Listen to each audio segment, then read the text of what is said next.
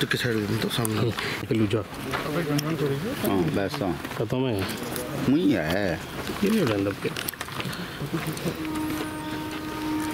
दुख लगुच तो निश्चित गोटे कौन सी एक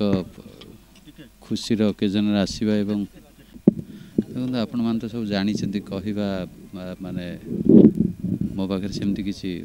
शब्द ना गोटे भल ओकेजन आसी था मत बहुत थर कही सर मो घर को जीवा मो गाँ को जीवा एवं मो गाँव में आपण को देखिए जे मत तैयारी कर लोकटा को मो गाँव लोक कहे कि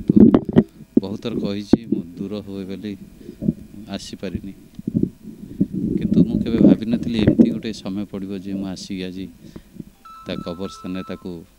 श्रद्धांजलि देवाई आसबि तेणु निश्चित दुख लगुच मैं जगन्नाथ पाखे प्रार्थना करी आत्मा को शांति मिलू एवं परिवार को सहबार शक्ति दिंतु।